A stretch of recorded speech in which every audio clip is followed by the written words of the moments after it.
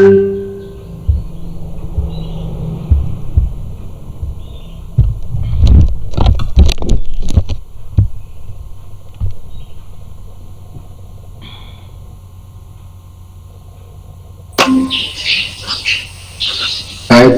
saya mulai ya, sudah hampir jam 5. Jadi kemarin kita sudah bahas tentang berbagai macam penelitian ya. Saya tanya dulu, Bella Lydia Sari ada? Bella Lydia Sari? Bella Lydia Sari?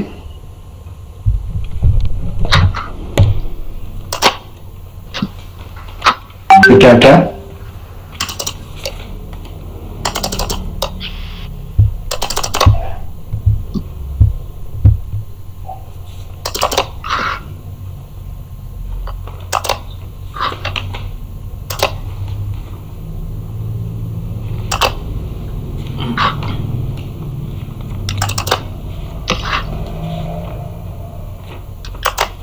Bella Lydia Sari tidak ada?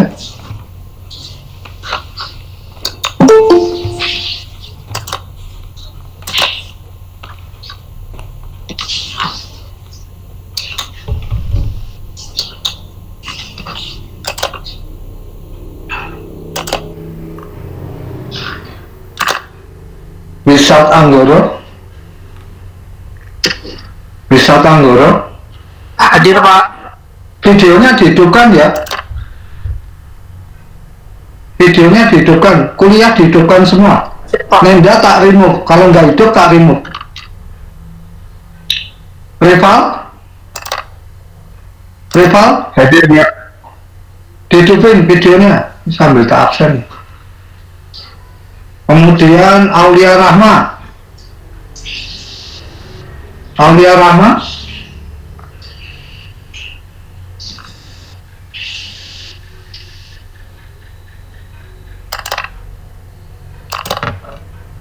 Aulia Rahma tidak ada?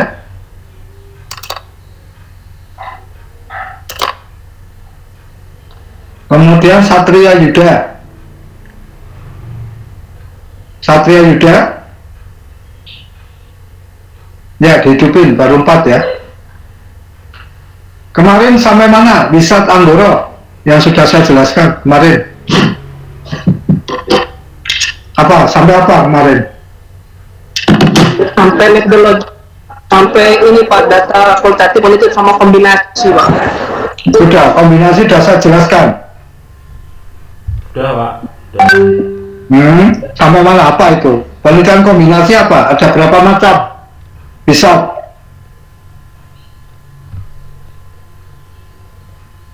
Ada berapa macam? Jadi kalau mau mempraktekkan suatu metode kombinasi itu ada kualitatif, ada kuantitatif.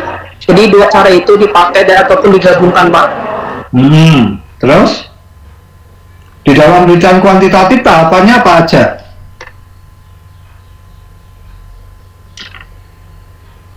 Ya, sudah saya jelaskan Dengan cara kuesioner.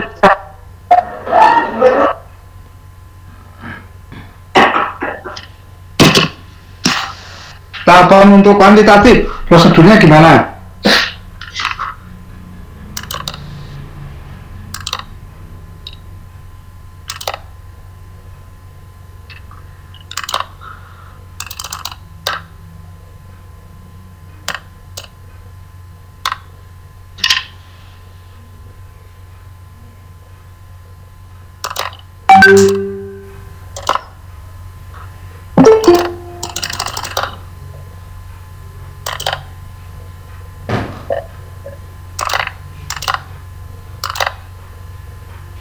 Ya, tahapannya apa, Mas?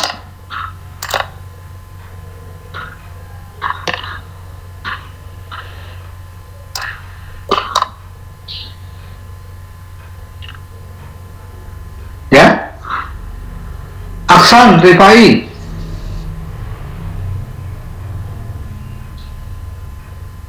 Aksan, Ya, Pak. gimana?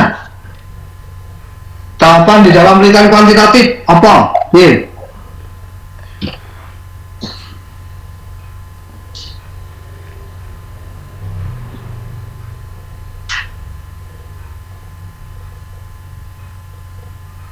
Videonya dihidupin ya, videonya dihidupin ya. Kalau tidak saya remove, kalau tidak saya remove. Ya, karena Anda itu masih daring, lainnya sudah offline.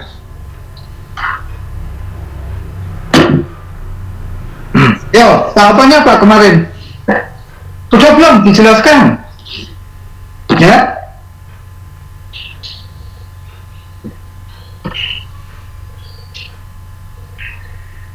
Satria, coba Mas.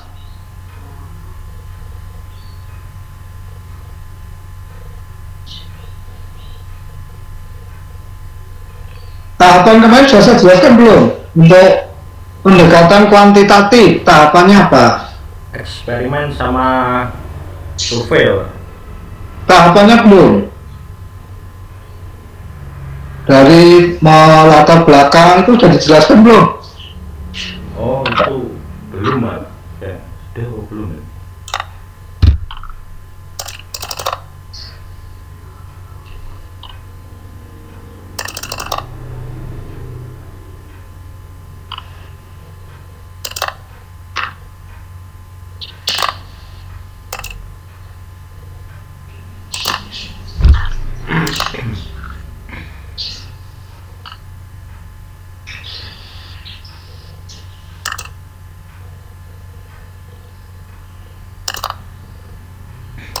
Landasan teori itu ya, Pak.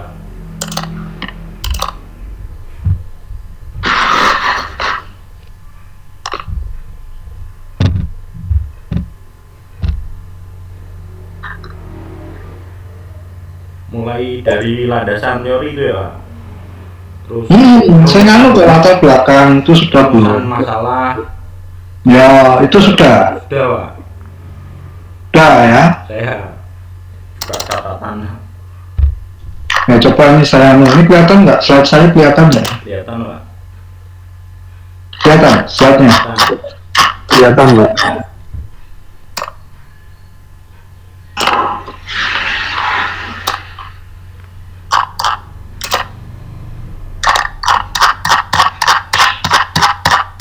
Ya saya review sebentar ya. Ini nanti saya tanyakan lagi. Tolong diikuti ya.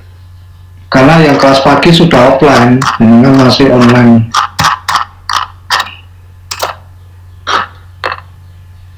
Baik, jadi di dalam penelitian di awal-awal sudah saya sampaikan kita belajar filsafat penelitian ya, sudah saya uraikan. Ada filsafat positivisme, ada filsafat post positivisme, dan yang ketiga adalah filsafat dari pragmatisme ya. Di aliran positivisme itu menghasilkan pendekatan kuantitatif ya, yang sekarang merupakan atau banyak diadopsi oleh penelitian-penelitian di perguruan tinggi ya, baik S1, S2 maupun S3 ya, itu mainstream ya, mayoritas kuantitatif. Nah, di antara kuantitatif itu ada dua bentuk ya. Yang pertama penelitian eksperimen, dan yang kedua adalah penelitian survei ya. Nah, untuk S1, S2, S3 sampai hari ini mayoritas masih menggunakan pendekatan kuantitatif dengan metode survei ya, yaitu dengan menggunakan instrumen kuesioner atau maupun menggunakan data-data sekunder ya, data-data rasio dari sumber sekunder maupun data-data yang berasal dari sumber-sumber primer ya, seperti kuesioner, wawancara, dan lain-lain. Dan untuk metode eksperimen ini,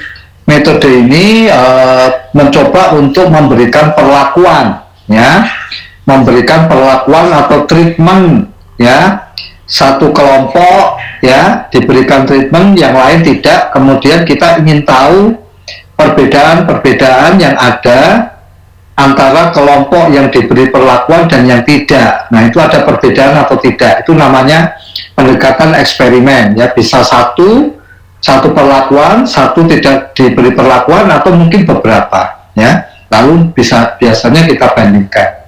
Nah, itu adalah eksperimen, dan sekarang di beberapa perguruan tinggi seperti Gajah Mada, UNS, Brawijaya itu sudah banyak menggunakan pendekatan eksperimen, ya.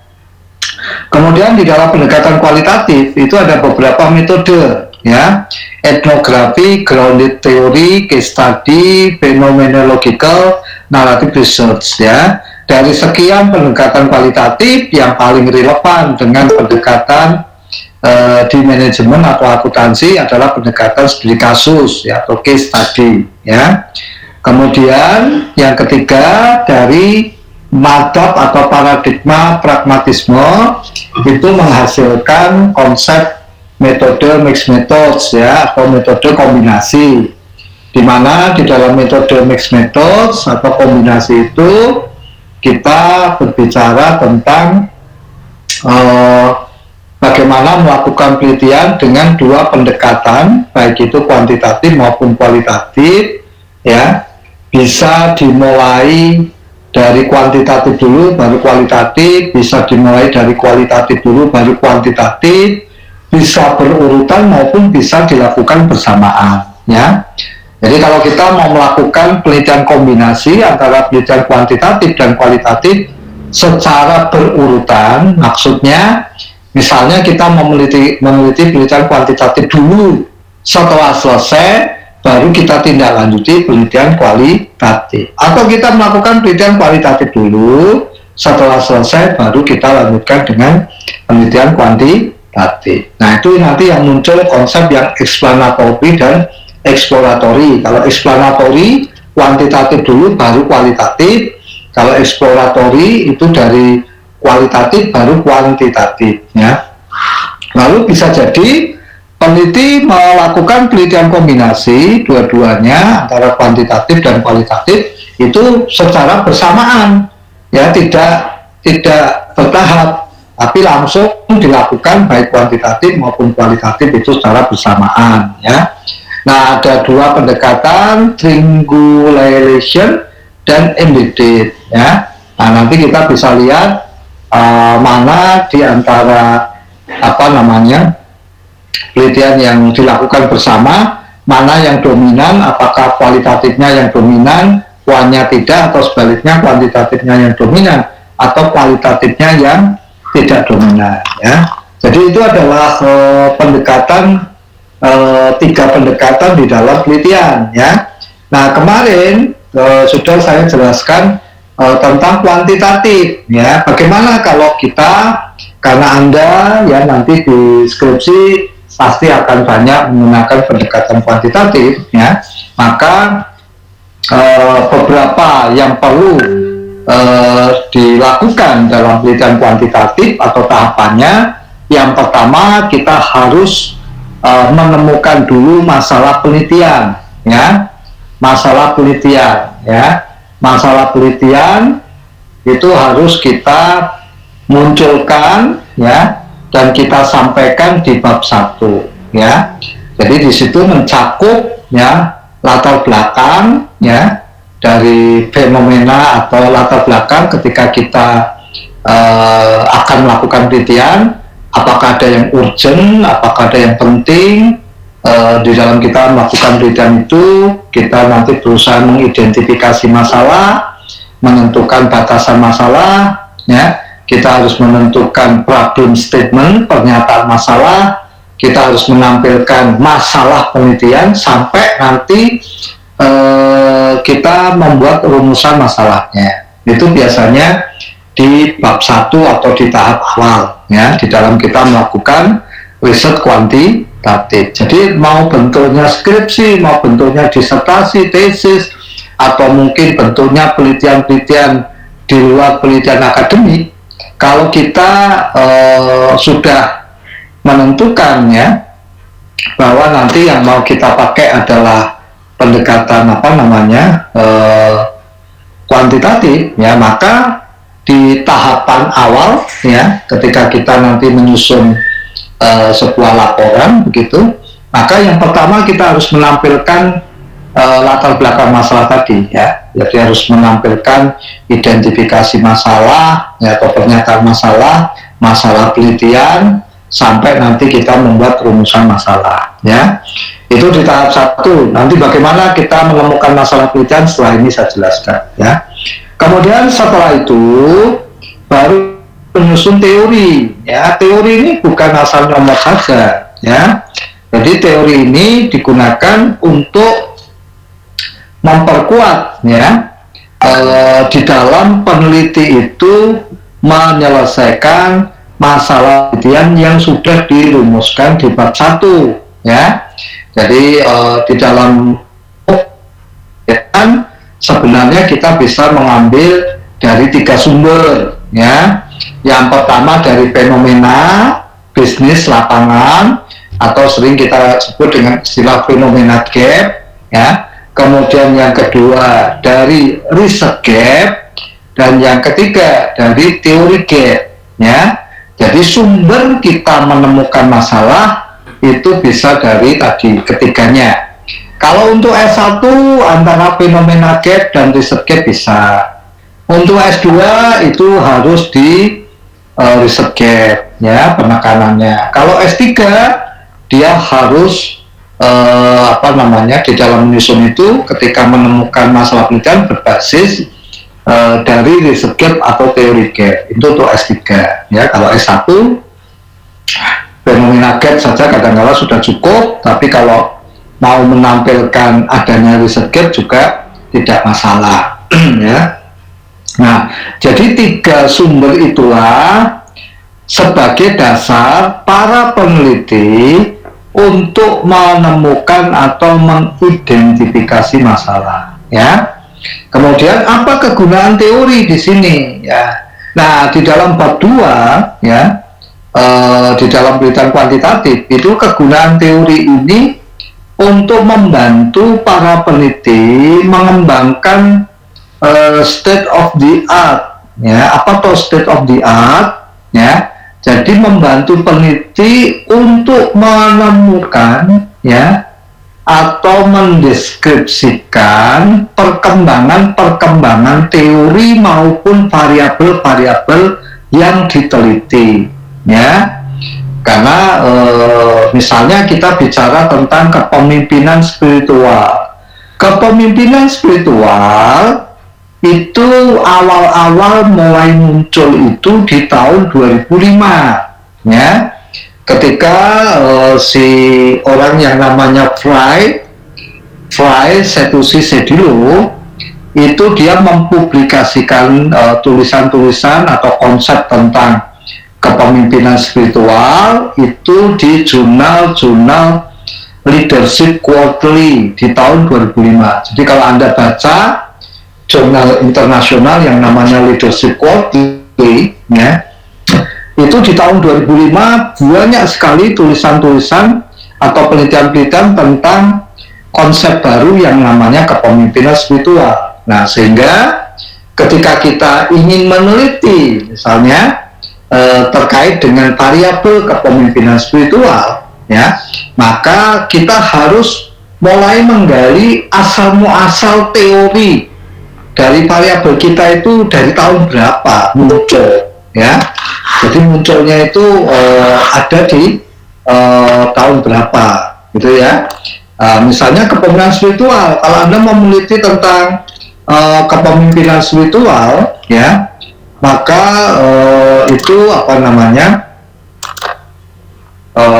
videonya dihidupkan, ya, tolong videonya dihidupkan, ya, videonya dihidupkan, kalau tidak saya remove nanti, ya.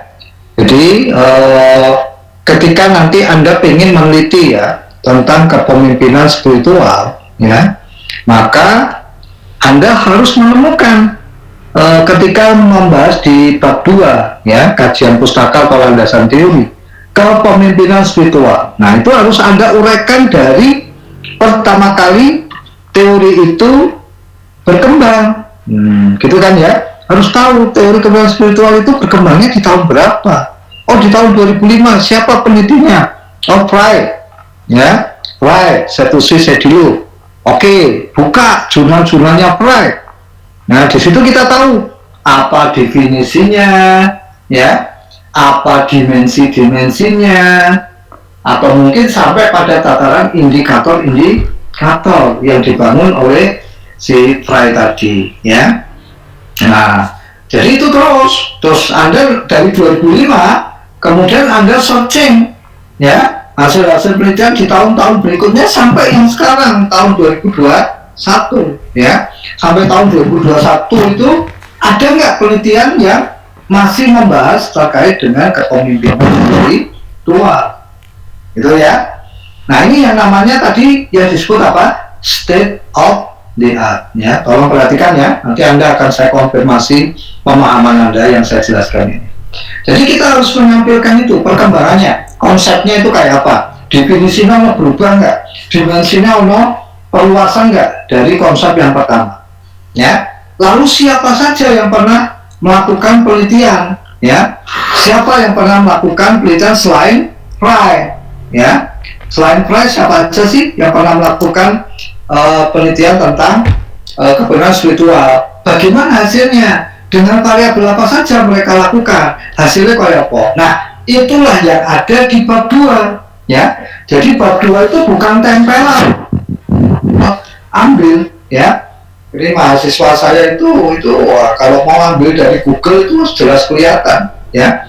Itu apa namanya, mereka nggak mau sulit baca artikel jurnalnya, ngambil di Google. Wah, itu ujian, kalau saya yang uji udah babak belur gitu, ya.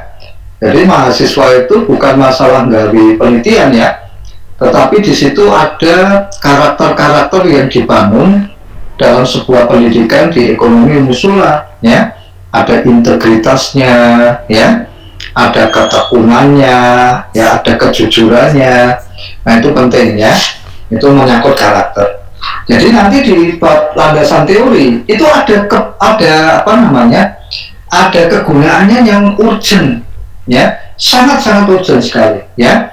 Penting sekali. Tetapi yang kita saksikan ketika saya menguji di beberapa apa namanya skripsi itu mayoritas ternyata mereka di kok teori saya naik dewi orang hubungannya nggak dilepor-lepor ya. Nah, tentu ini nggak bisa seperti itu, ya, nggak bisa seperti itu, sehingga perlu banyak membaca. Nah, konsekuensinya nggak karya ilmiah ya harus membaca, ya. Bukan nyomot ini Google, ketik, jikut, comot, copy paste gitu, ya. Ya, jadi ini kegunaannya. Jadi di bab 2 itu Anda harus menjelaskan, tapi nanti penjelasan secara detailnya di materi-materi belakang. Misalnya highlight saja urutan dari penelitian kuantitatif. Jadi itu, ya. Sehingga setelah kita menampilkan beberapa definisi variabel, dimensinya dan lain-lain, sehingga di bab 2 pun kita kalau Anda mau meneliti dan menguji hipotesis, maka di bab 2 ini juga Anda menentukan hipotesis, ya, atau merumuskan hipotesis, ya. Nah, setelah itu baru tahapan berikutnya kita masuk ke metode penelitiannya, yaitu kita berapa banyak populasinya, apakah dari populasi itu kita ambil semuanya atau sebagian, teknik yang mau dipakai apa probabilistic sampling atau non probability sampling, ya. Apakah pakai simple random sampling, proportional random sampling, systematic random sampling, menggunakan cluster sampling, ya, macam-macam, ya. Atau kita pakai yang non probabilistic sampling seperti convenience, purposive, ya, kuota dan lain-lain, ya. Nah, di sini juga nanti kita akan melihat ketika kita mengambil sampel, berapa sih ketepatan kita di dalam mengambil sampel, ya, derajat presisi dalam kita mengambil sampel itu berapa persen, ya. Nah, setelah itu baru kita mengumpulkan data, ya, baik primer maupun sekunder, ya. Kalau primer menggunakan apa saja, apakah cukup kuesioner, survei dengan menggunakan kuesioner atau dilengkapi wawancara, ya. Atau mungkin penelitian kita lebih banyak mengambil data-data sekunder, ya. Nah, setelah kita kalau penelitiannya dalam bentuk data interval bukan data rasio, ya, maka kuesioner yang kita bangun itu harus diberikan skala, ya, skala pengukurannya. apakah 1 sampai 5, 1 sampai 7, atau 1 sampai 10, ya. Kemudian dianalisis data, analisis datanya pakai apa, ya? Apakah analisis datanya itu menggunakan apa namanya, kuantitatif, ya, SPSS misalnya, ya, atau menggunakan partial square, atau kita menggunakan AMOS, ya, itu software, ya, statistik. Tapi alat statistik apa, teknik statistiknya bisa menggunakan korelasi, uji beda, bisa menggunakan regresi, ya, dan lain-lain, ya. Itu tekniknya. Tapi softwarenya Anda bisa menggunakan software PLS, ya, software AMOS, software PLS, AMOS, SPSS, kemudian pakai Israel, ya, pakai SAS, banyak lah, ya, teknik-teknik software statistik yang membantu kita menyelesaikan masalah penelitian kita, ya. Jadi itu tahapan di dalam penelitian kuantitatif, ya. Ini yang perlu Anda pahami. Nah, pertanyaannya adalah bagaimana kemudian kita itu melakukan atau menemukan masalah penelitian, ya. Baik, ini saya stop dulu, ya. Bagaimana cara kita menemukan masalah penelitian, ya.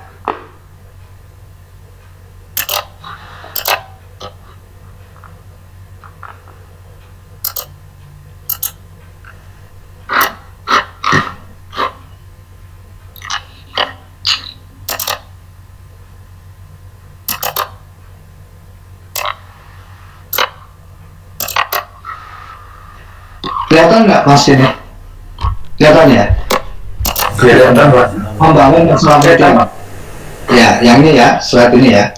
Nah, sekarang saya masuk, karena kita sudah masuk di dalam ranah penelitian kuantitatif, maka kita mulai tahap yang pertama. Bagaimana cara kita menemukan masalah penelitian, ya. Jadi secara garis besar tadi sudah saya singgung, ya. Jadi untuk menemukan masalah, ya, jadi Anda itu kalau meneliti ranah masalah, yo layak diteliti, ya. Jadi kalau Anda memutuskan untuk melakukan penelitian, ya berarti ada masalah, kan gitu, ya. Kalau nggak ada masalah, ngapain itu diteliti, ya. Jadi kalau nanti Anda membuat penelitian dalam bentuk skripsi misalnya, ya, seperti saya besok pagi itu ada bimbingan terstruktur untuk kelas sore, ya, yaitu bimbingan saya ada 1, saya nanti ketemu di Kaligawe untuk bimbingan, ya. Jadi apa namanya, kita sudah ada bimbingan terstruktur, ya, dikondisikan oleh fakultas atau jurusan, ya. Nah, itu nanti mahasiswa saya besok itu sudah saya minta, kamu siapkan, ya, besok pagi itu masalah penelitian yang mau kamu teliti apa, gitu, ya. Nah, ini sama, ya. Jadi kalau kita ingin meneliti tidak ada masalah, ya jangan diteliti. Kalau kamu menemukan di perusahaanmu nggak ada masalah, ya jangan diteliti di perusahaanmu, ya. Jadi masalah penelitian itu bisa kita dapatkan, ya, di 3 sumber tadi yang sudah saya singgung. Yang pertama dari fenomena bisnis atau data lapangan, ya. Misalnya di perusahaan kamu, ya, atau mungkin ada di unit-unit usaha, UKM, ada di perusahaan, entah itu masalah keuangan atau masalah pemasaran penjualan atau masalah karyawan yang sering masuk keluar dari organisasi, macam-macam, ya. Jadi intinya fenomena bisnis atau data lapangan itu, apakah fenomena lapangan menunjukkan adanya penyimpangan dari sesuatu yang diharapkan. Pak, ini perusahaan saya itu sudah berdiri 50 tahun, Pak. Tapi sejak 5 tahun terakhir ini penjualannya itu dari tahun ke tahun sampai tahun 2020 itu mengalami penurunan yang sampai 2021 itu mengalami penurunan terus ora munggah-munggah, semakin turun. Nah, ini berarti ada masalah, ya. Mengapa dalam 5 tahun penjualan perusahaan kok mengalami penurunan berturut-turut, ya. Berarti ada penyimpangan kan ya, sesuatu yang diharapkan. Nah, diharapkannya apa? Ya iso mentahun penjualan perusahaan meningkat, ya. Tapi kok dimedung terus, orang sekali kok medung tiap tahun, ya. Kemudian apakah ada sesuatu dalam organisasi atau lapangan yang memerlukan teori sebagai alat analisisnya, ya. Misalnya penjualan perusahaan kok menurun terus, ya. Nah, mungkin kita perlu memerlukan teori-teori yang ada, piye ya cara meningkatkan penjualan perusahaan, ya. Oh, buku marketing. Oh, ada di penelitian-penelitian orang yang telah meneliti faktor-faktor yang penting untuk meningkatkan penjualan. Oh, coba Anda lihat tuh, banyak peneliti sudah mengidentifikasi beberapa faktor yang bisa meningkatkan penjualan. Atau Anda baca bukunya Kotler, ya, di manajemen pemasaran, karena Kotler itu membuat buku pemasaran juga dari hasil penelitian, ya. Oh iya, menurut Kotler ada beberapa faktor untuk meningkatkan penjualan, ya. Nah, jadi ada suatu masalah, nah kemudian kita butuh teori untuk membantu diimplementasikan dalam menyelesaikan masalah tadi. Oh, ada di Kotler ada yang namanya strategi diferensiasi. Oh iya, diferensiasi produk. Oke, kita pakai itu, teori itu, supaya nanti kalau ini kita teliti, ya, di beberapa perusahaan atau UKM, ternyata kalau terbukti strategi diferensiasi itu bisa meningkatkan penjualan, maka ini bisa digunakan perusahaan untuk diimplementasikan, ya, di perusahaannya, bahwa perusahaan perlu membuat produk yang betul-betul inovatif, ya, yang betul-betul baru, ya, yang betul-betul tidak ada yang atau belum ada yang melaunching produk itu di pasar, ya. Itu adalah masalah penelitian yang bersumber dari fenomena gap, ya.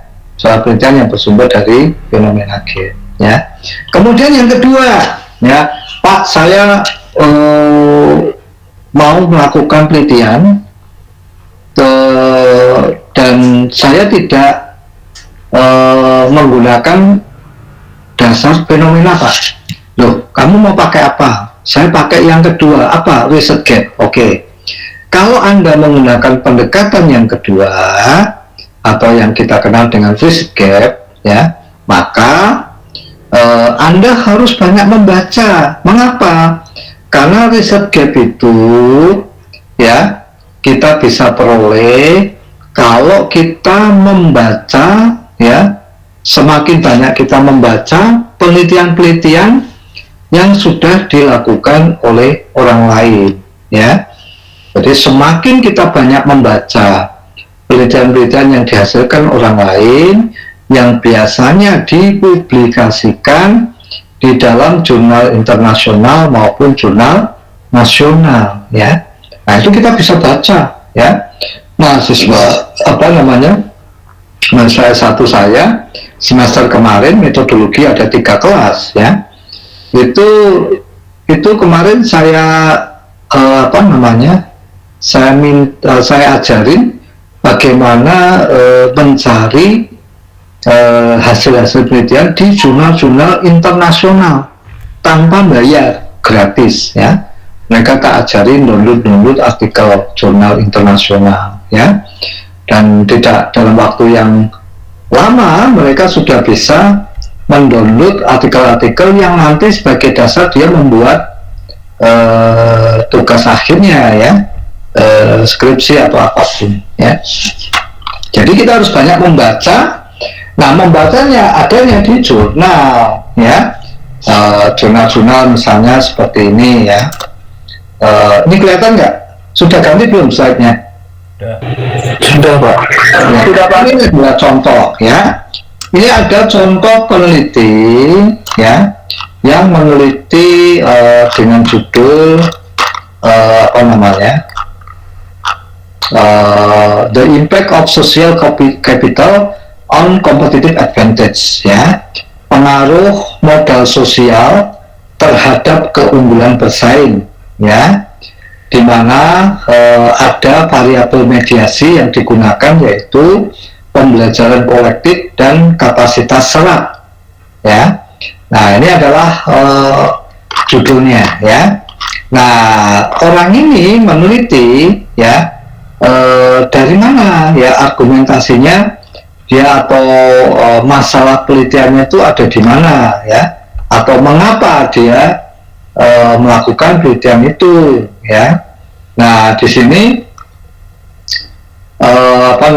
dia menunjukkan, ya, mengapa kok dia itu melakukan penelitian ini, ya. Di sini ada, kalau Anda lihat nih yang saya berikan kuning-kuning, ini adalah dasar dia di dalam melakukan penelitian itu, ya.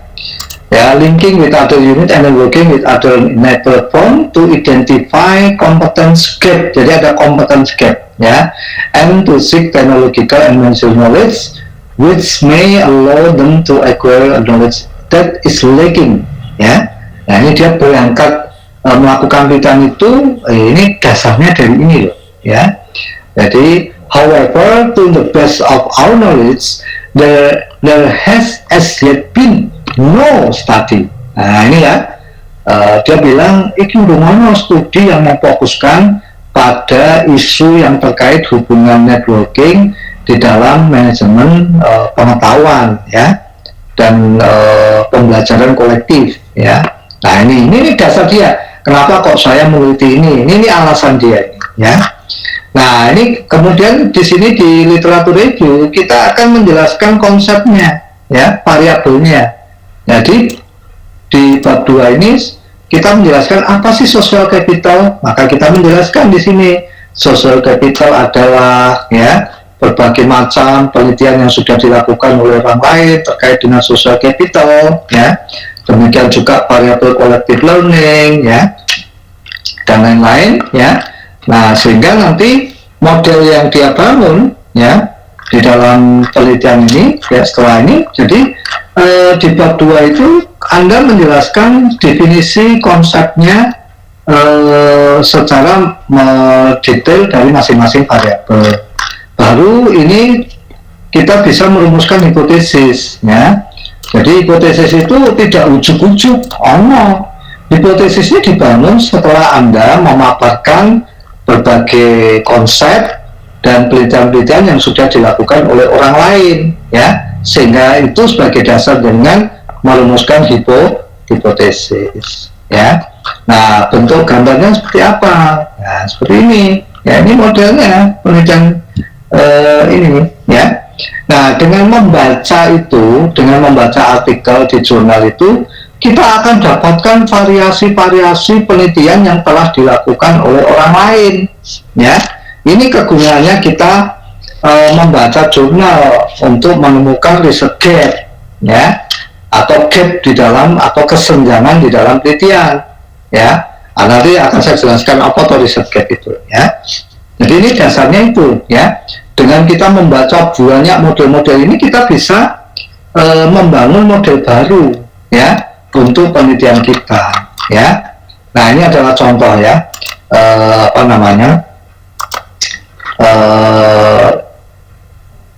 beberapa riset, ya, hasil riset yang dipublikasikan di jurnal internasional, ya. Nah, ini adalah banyak sekali. Nah, ini ada lagi, ya.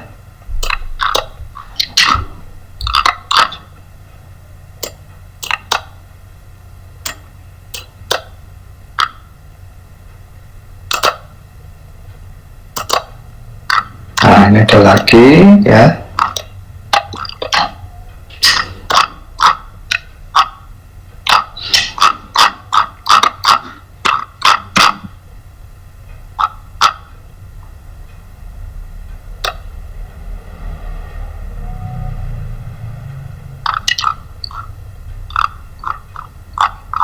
Nah, ini ada lagi, ya. Jadi kita buka hasil penelitian orang, kita akan menemukan model-model penelitian yang banyak, ya. Jadi semakin kita banyak membaca, hasil-hasil penelitian orang ya di jurnal-jurnal internasional itu kita akan mendapatkan banyak variasi tentang model-model penelitian seperti ini. Cognitive social capital ya, berpengaruh terhadap orientasi entrepreneur yang dimoderasi oleh knowledge absorptive capacity ya. Nah ini bisa kita menjadi sumber-sumber di dalam kita menemukan ya masalah penelitian ya. Ya itu semakin banyak kita download ya semakin ya. Jadi riset gap itu upaya kita menemukan masalah penelitian yang bersumber dari hasil-hasil penelitian yang sudah dilakukan oleh orang lain ya. Jadi beda ya kalau fenomena bisnis dengan melihat kondisi di lapangan, ada masalah atau tidak. Kalau ada masalah itu sebagai bahan untuk meneliti gitu ya. Tapi kalau kita tidak berangkat dari situ ya kita rajin membaca ya. Kalau ini orang melihat data lapangan, kalau ini orang rajin membaca. Dengan banyak membaca dia bisa menemukan masalah penelitian yang bisa digunakan untuk melakukan penelitian ya. Jadi riset gap apakah ada sesuatu yang membutuhkan penjelasan lebih lanjut ya.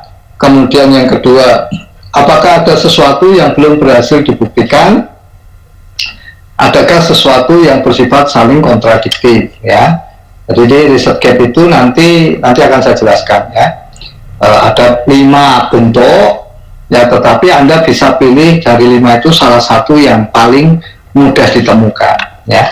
Kemudian yang ketiga, teori gap ya. Jadi di dalam teori gap ini ya, ini khusus dokter ya, kesenjangan teori ya. Jadi kita mencoba untuk menemukan sebuah teori yang sudah ada dan sudah mapan saat ini, tetapi teori-teori itu ketika dipraktekkan ternyata tidak bisa memberikan hasil yang memuaskan. Maka ini kita bisa berangkat dari sini. Berarti teori itu sudah tidak relevan untuk diimplementasikan saat ini ya.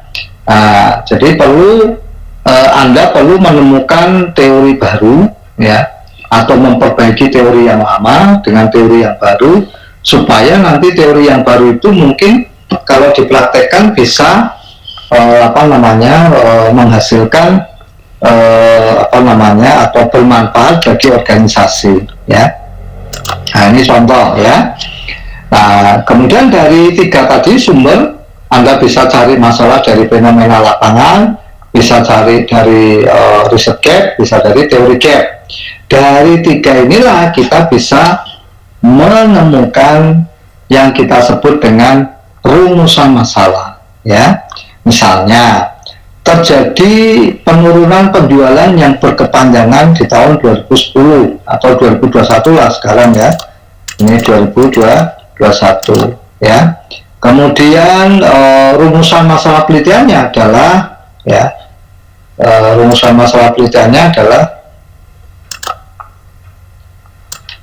ya.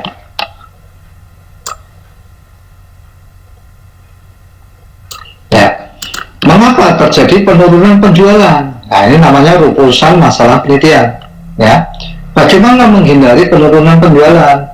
Apa penyebab terjadinya titik balik penurunan? Ini namanya rumusan masalah penelitian. Tapi masalah utamanya adalah terjadi penurunan penjualan. Nah, nanti baru kita tinggal lanjuti, kita urai, ya. Mengapa kok bisa terjadi? Faktor apa saja yang diperkirakan menyebabkan penurunan penjualan dan lain-lain? Itu ada di rumusan masalah penelitian. Kemudian kalau dari sisi riset gap, terdapat kontroversi pandangan mengenai pengaruh kepemimpinan. Misalnya, banyak peneliti melakukan penelitian tentang kepemimpinan yang dikaitkan dengan kinerja karyawan. Ya, banyak sekali peneliti-peneliti itu meneliti pengaruh kepemimpinan terhadap kinerja karyawan. Secara teori dikatakan apabila kepemimpinan dalam organisasi itu semakin baik, maka akan mendorong peningkatan kinerja karyawan. Gitu kan ya, secara teorinya begitu. Tapi ketika itu diteliti oleh banyak orang, ya seringkali antar peneliti satu dengan yang lain itu menghasilkan hasil yang berbeda, ya. Yang satu mengatakan hasil penelitianku kepemimpinan bisa kok meningkatkan kinerja. Yang si B juga bilang, oh iya sama, aku juga meneliti hasilnya kepemimpinan dapat meningkatkan kinerja. Oh si C ditakoni, oh iya saya meneliti juga, hasilnya ternyata betul kepemimpinan yang baik meningkatkan kinerja. Tapi ketika kita tanya ke E, gimana Pak E, kamu meneliti tentang kepemimpinan terhadap kinerja? Oh enggak signifikan. Saya tanya yang G, Pak G, dia meneliti kepemimpinan kinerja hasil B, enggak signifikan. Nah, berarti ada kontroversi, ya, dari beberapa peneliti yang tidak sepakat bahwa kepemimpinan itu secara teori, ya, itu dapat meningkatkan kinerja, itu secara teori. Tapi setelah diteliti banyak orang, hasilnya saling berbeda. Nah, itu yang kita sebut dengan kontroversi, ya. Kemudian yang ketiga, contoh dari rumusan masalah terkait dengan teori gap. Misalnya nih, teorinya Adam Smith, ya, dalam bukunya The Wealth of Nations, itu kan tujuan teori itu adalah bagaimana harapannya teori itu ketika diaplikasikan itu dapat meningkatkan kesejahteraan manusia. Tapi teori Adam Smith di tahun 1776 ini yang kemudian dipelajari oleh perguruan tinggi di seluruh dunia sampai hari ini, ternyata ketika dipraktekkan dan diadopsi, ya, oleh setiap negara dalam praktek ekonominya justru lebih banyak menghasilkan krisis ekonomi. Nah, berarti ada masalah ini. Apa teorinya gagal nih, ya? Nah, bagaimana cara kita supaya teori ini gagal lalu kita bisa memperbaiki atau menemukan teori yang baru, ya, dan lain-lain, ya. Nah, ini adalah cara-cara kita, ya, untuk menemukan masalah penelitian. Karena ini awal dari kita melakukan penelitian itu kita harus mampu mengidentifikasi itu, ya. Nah, ini contoh fenomena gap, ya. Misalnya terjadi penurunan penjualan selama 5 tahun terakhir di perusahaan ABC. Kemudian banyak karyawan yang keluar dari organisasi selama 5 tahun terakhir, misalnya di PT XYZ, ya. Menurunnya kinerja karyawan selama 3 tahun terakhir, targetnya tidak tercapai KB selama 3 tahun terakhir.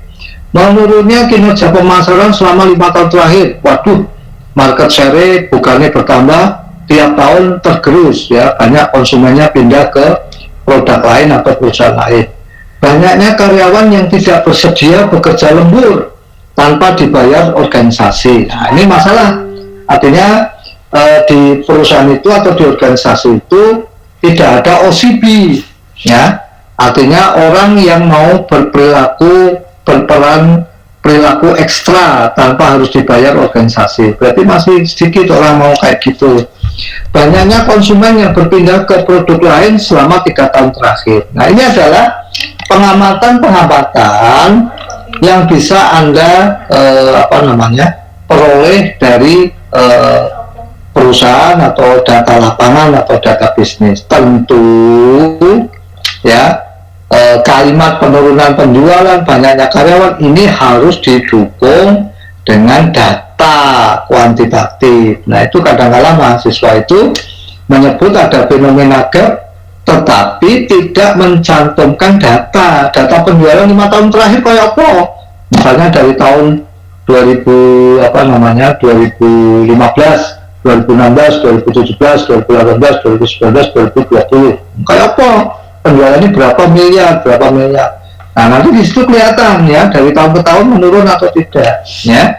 Jadi kalau kita sudah memutuskan, ya, untuk menemukan masalah penelitian dari fenomena gap ini, maka kita harus mendukungnya dengan data-data kuantitatif, ya. Kita harus menampilkan data-data kuantitatif, tidak boleh hanya ngomong tok, gitu, ya. Harus menggunakan data kuantitatif. Ini adalah sumber dari fenomena gap, ya. Saya rasa mahasiswa S1 bisa mengambil dari fenomena gap, ya, fenomena gap. Nah, kemudian bagaimana kalau kemudian kita ingin mencari masalah di dalam riset gap, nah ini sekarang saya jelaskan ya. Jadi di dalam kita menemukan masalah penelitian yang berbasis ya adanya gap kesenjangan ya, atau ketidakkonsistenan ya, atau boleh dikatakan tidak konsisten ya, apalagi tidak terjadi kontroversi ya. Nah itu ada beberapa bentuk yang bisa kita gunakan ya. Ini tolong dikaji baik-baik ya.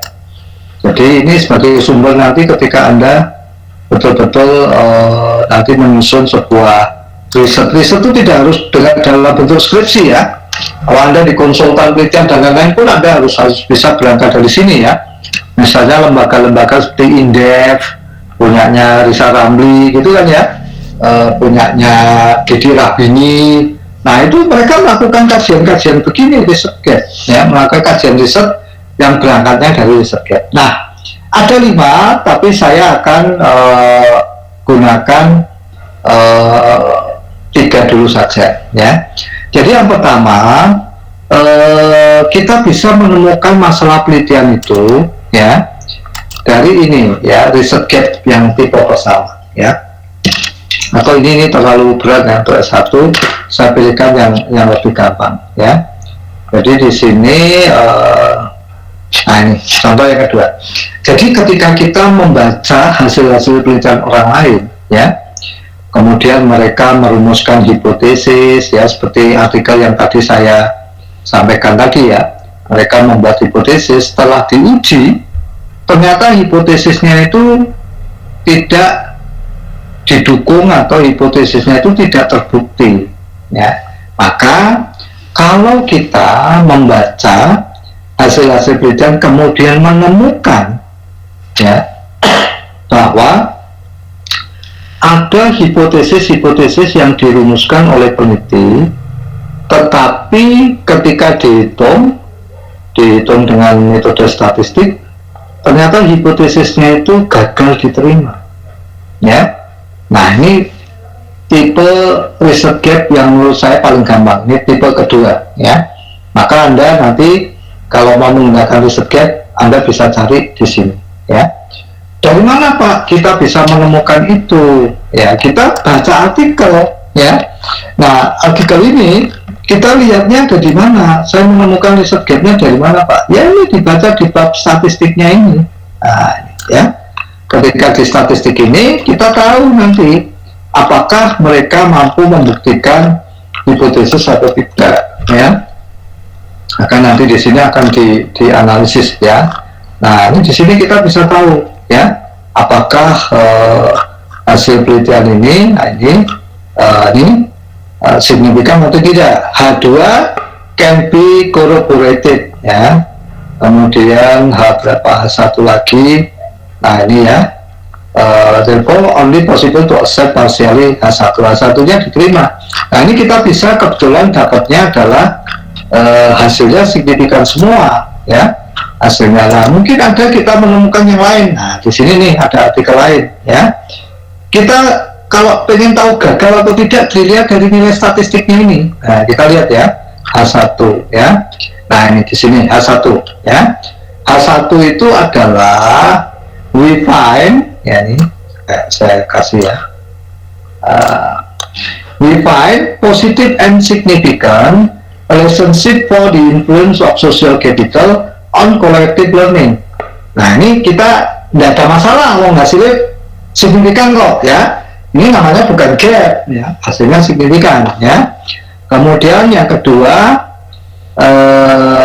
N absorptive capacity atau H2 hipotesis kedua ya. Jadi N H2. Jadi ini di sini ada hubungan yang signifikan antara social capital terhadap collective learning dan terhadap absorptive capacity. Jadi ini signifikan, jadi tidak ada masalah nih ya. Kalau kita baca artikel ini tidak ada masalah nih, semuanya signifikan ya.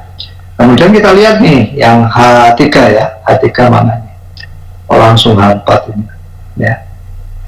Ya, Furthermore ini kita bisa lihat ya, sampai H3 ini H3. Nah ini ada gap nih, kebetulan ada gap ya, saya tunjukkan ya. Jadi cara kita mencari gap penelitian itu dengan membaca hasil analisisnya, hasil statistiknya ya. Furthermore, we find a significantly positive relationship for the influence of collective learning on competitive advantage. Itu hipotesis 4. Hipotesis 4 mengatakan bahwa apakah ada hubungan yang signifikan antara pembelajaran kolektif dan keunggulan bersaing. Itu hipotesisnya.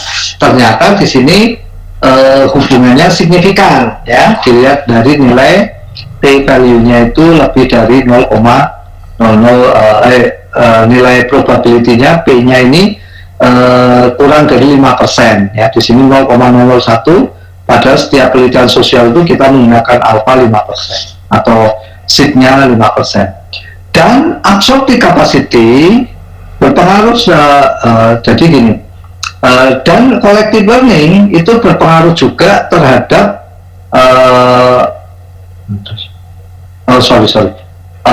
dan kapasitas serap atau absorptive capacity itu berpengaruh terhadap keunggulan bersaing ya. Jadi baik variabel pembelajaran kolektif dan kapasitas serap itu dua-duanya berpengaruh signifikan terhadap keunggulan bersaing ya.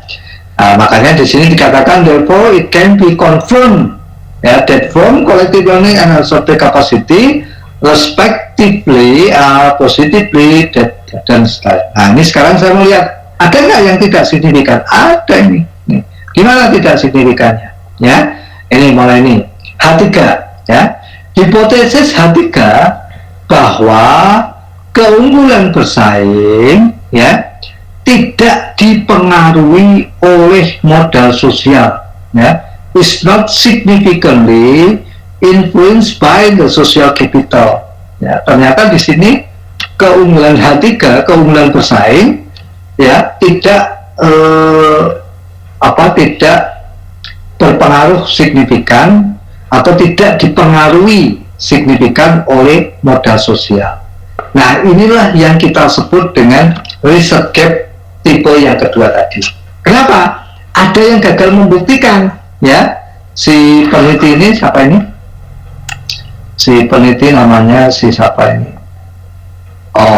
Min Yue Chuang, Chen, dan Lin. Nah, ini tiga-tiganya meneliti ternyata dari semua hipotesis itu ada satu hipotesis yang tidak terbukti atau gagal dibuktikan, yaitu H3. Apa? Ternyata modal sosial tidak berpengaruh terhadap keunggulan bersaing ya. Therefore this hypothesis is not supported. Ini yang kita sebut dengan research gap ya. Paham ya? Jadi Anda kalau ingin menemukan research gap itu ya, membaca ini jurnal sebanyak-banyaknya, lalu cari yang not supported, not significant, not supported, atau rejected, nah gitu ya, istilah-istilah itu. Ini sudah menjadi research gap.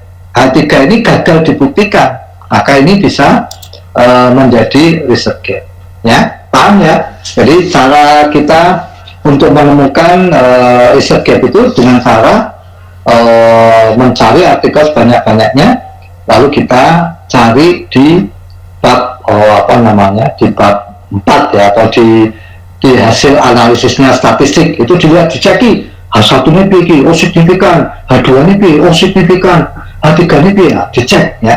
Nah begitu yang tidak signifikan itu kita bisa teliti. Jadi misalnya tadi ya, modal sosial ternyata tidak berpengaruh terhadap keunggulan bersaing ya, maka kita gunakan teliti lagi. Berarti kamu bisa mengambil penelitian yang sudah ada ini untuk diteliti lagi, tapi tentunya ditambahin variabel lagi, tidak hanya 2 tok gitu ya. Kita perlu menambah 1 variabel lagi. Nah itu namanya berdasarkan research gap yang jenis 2. Peneliti dapat merancang penelitiannya berangkat dari ditemukannya hipotesis-hipotesis penting yang ternyata tidak didukung atau gagal diterima. Nah ini itu tadi sudah saya beri contoh artikel ya, bersama artikel. Nah ini adalah saya kutip saja, tidak saya tampilkan artikelnya, tapi saya kutip aja kalimatnya. Even though product effectiveness is considered important to foster marketing performance, the study of Garcia Sanso and Tres Palacios 2008 ya 2008 concluded that, nah ini penelitiannya si Garcia tentang kinerja pemasaran menyimpulkan bahwa keunggulan produk tidak berpengaruh signifikan terhadap kinerja pemasaran. Nah, berarti ini hipotesisnya gagal, ya. Harusnya secara teori, loh, nek produknya unggul, ya logikanya mesti wong akeh tuku akhirnya pemasarannya menjadi lebih meningkat, kan begitu toh. Nah, kalau ora hasil penelitiannya has no significant influence on marketing performance, ya. This is to say that it is necessary to get another kind of support for product advantage to get rid on enhancing the marketing performance. Nah, ini contoh gap yang pertama nih. Jadi dalam artikel ini ono dua gap ini. Ini gap yang pertama. Kemudian study on innovation provide a gap in the inability of product line innovation in influencing company performance. Nah, ini sama ya. Jadi ada ketidakkonsistenan peneliti beberapa peneliti bahwa ternyata lini produk itu ya, inovasi lini produk itu tidak selamanya mampu meningkatkan kinerja perusahaan. Nah, ini riset gap tipe 2. Pak, kalau ada dua riset gap ini gimana? Ya kamu pilih salah satu. Kamu mau milih yang ini yang diteliti lagi atau yang atas?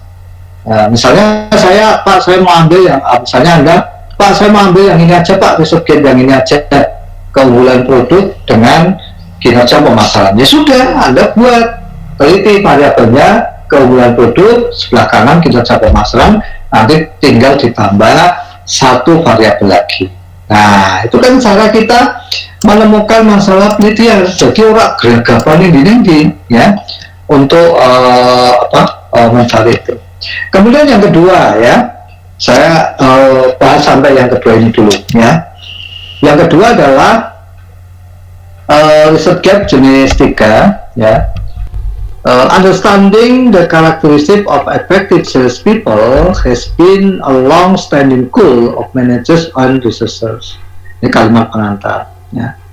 Quantitative synthesis of hundreds of empirical studies indicate that personal characteristic, role perception, and job attributes typically account for 10% or less of the variance in salesperson performance and job satisfaction. Artinya begini, jadi selain jenis yang tadi gagal membuktikan, kamu bisa juga ketika membaca artikel, kalau menemukan seperti contoh ini, itu juga bisa dijadikan riset gap, yaitu seorang peneliti dapat merancang kajian yang akan dilakukannya berangkat dari adanya defisiensi atau kurang bermaknanya sebuah peran ya hasil penelitian, yaitu sesuatu yang diyakini berdampak baik dan harus dilakukan, tetapi penelitian menunjukkan sebaliknya, yaitu rendah bahkan kadang tidak berdampak. Contohnya gini ya, Pak, saya akan meneliti Pak apa ya, saya ingin meneliti apakah keterikatan kerja karyawan yang tinggi itu akan meningkatkan kepuasan kerja ya, atau work engagement yang tinggi akan meningkatkan job satisfaction ya. Saya akan meneliti itu Pak, lalu saya searching Pak, artikel-artikel saya downloadi, lalu saya baca artikel-artikel yang mengkaitkan antara kepuasan kerja keterikatan kerja karyawan dengan kepuasan kerja. Terus gimana? Ketemu nggak yang gagal membuktikan? Enggak. Tapi Pak, di artikel itu ya, di kalimat paling belakang itu ada kalimat yang mengatakan bahwa kemampuan keterikatan kerja di dalam menjelaskan kepuasan kerjanya 10% Pak. Nah, itu masuk kategori riset gap. Idealnya berapa toh? Jadi kepuasan kerja karyawan itu hanya mampu ya ditingkatkan atau dijelaskan melalui variabel keterikatan kerja itu hanya 10%. Kan berarti orang patio kontribusinya kan orang patio gede ya. Harusnya berapa persen? Ya di atas 60%, 70%. 70% kepuasan kerja karyawan itu ditentukan oleh keterikatan kerja. Tapi dalam artikel itu saya menemukan cuma 10% kok.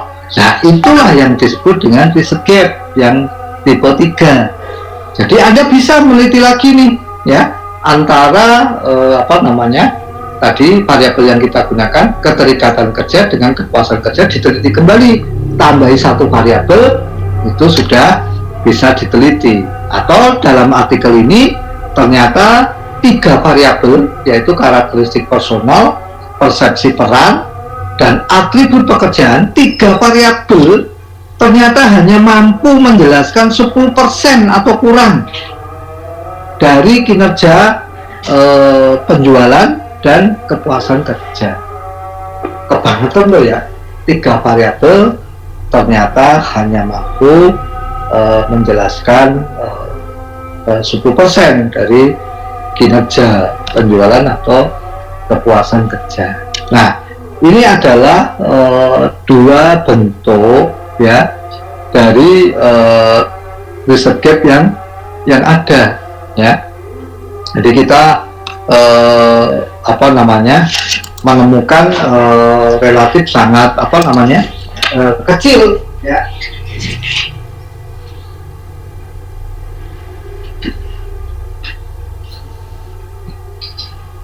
Ya, sangat kecil pengaruhnya ya.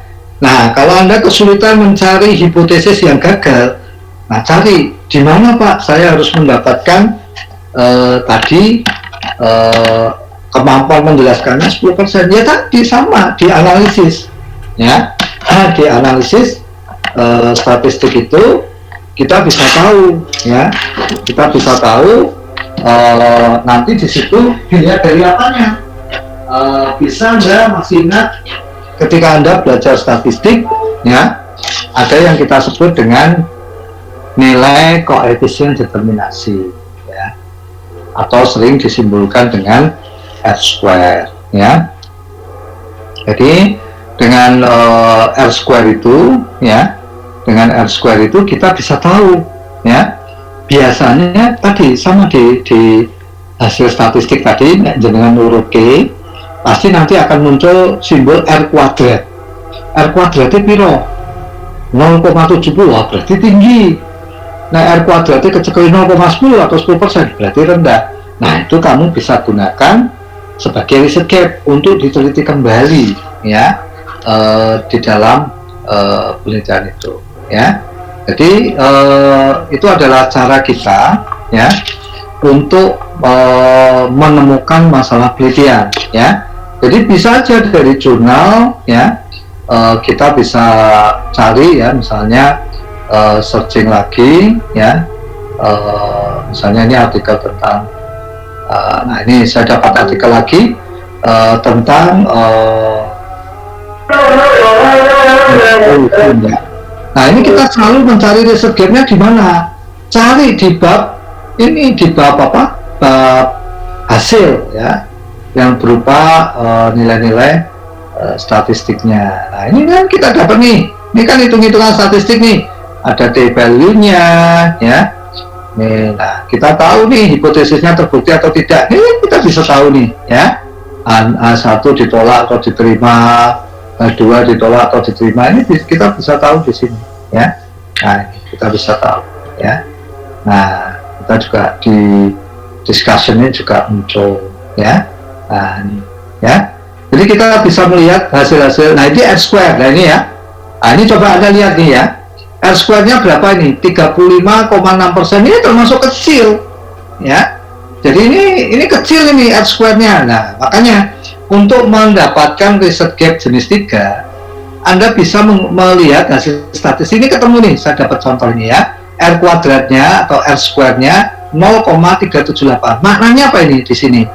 37,80% ya kapasitas serap itu dapat dijelaskan oleh pembelajaran congenital,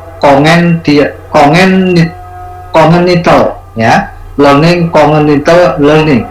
Jadi kemampuan variabel ini hanya menjelaskan 37,8%. Lalu absorptive capacity terhadap kinerja organisasi, ya, ternyata kapasitas serap itu hanya mampu, ya, menyumbang 35,6%, ya. Ya, ini 0,356 ini kalau kita persentasekan 35,6, kecil.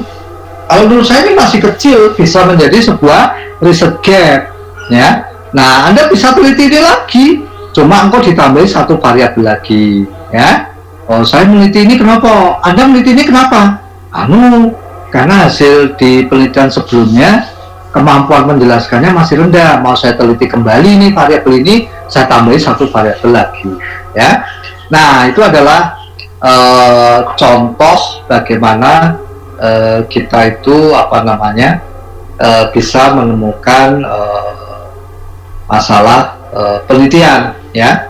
Kita bisa menemukan masalah penelitian. Nah, tugas Anda sekarang, ya, jadi begini ya Mas, Mbak, saya itu ngajar S3 itu sudah giliran di hari Jumat, ya. Nah, sehingga saya ngajar S3 itu sampai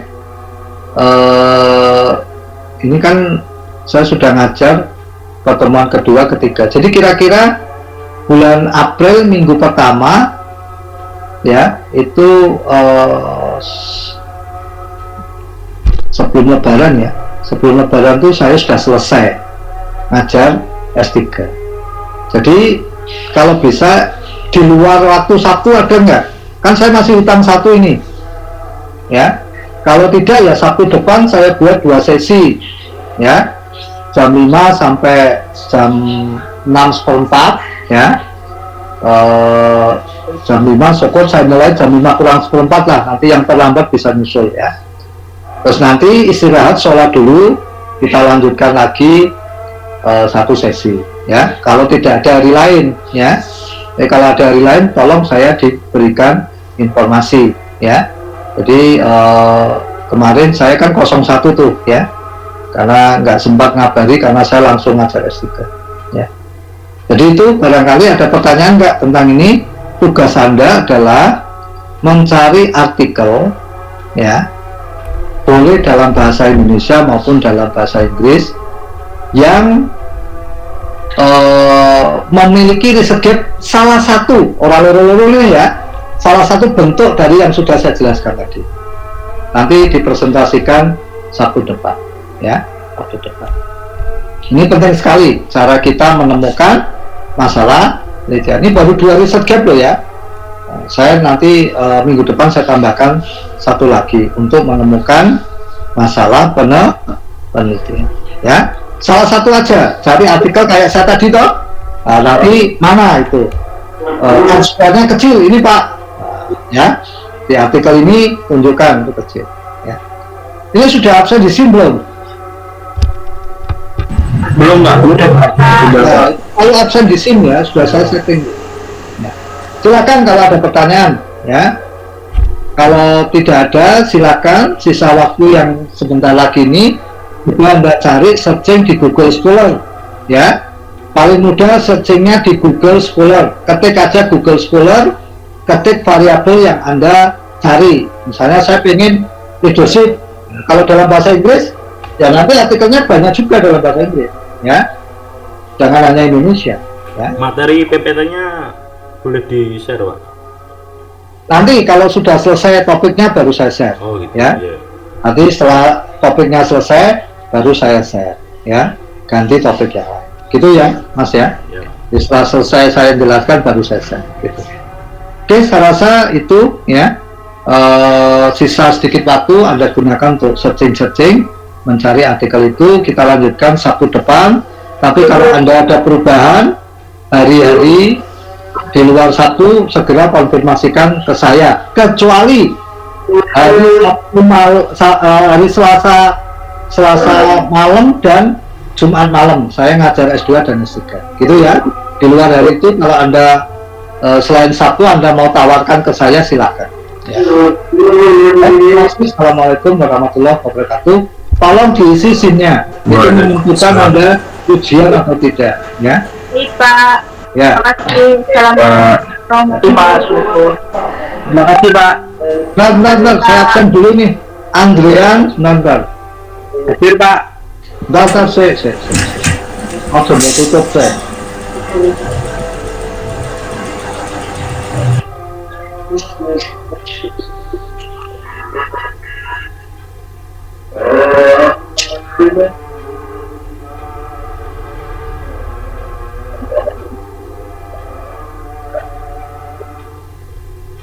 Ya, ini 19 Maret ya. Yang sudah absen Aulia ya.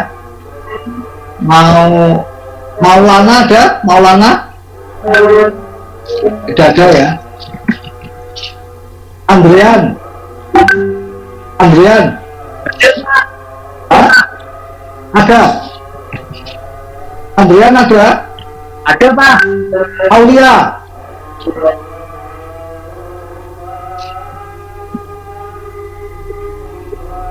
Fatimah. Bella. Bella ada, Bapak.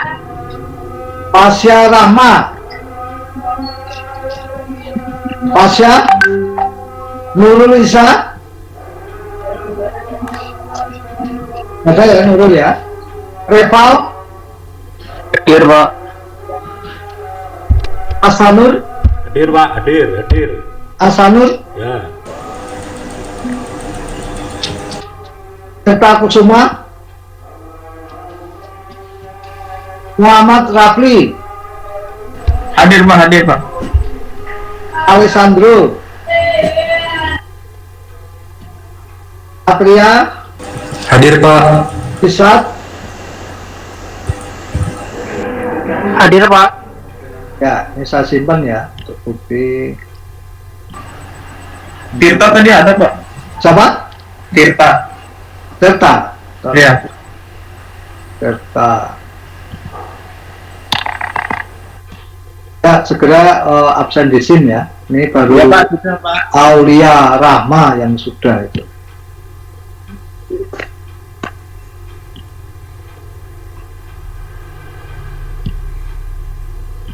Ya, silakan kalau mau keluar ya. Oke Pak. Lanjut semangat. Terima kasih Pak. Ya. Pak, terima kasih.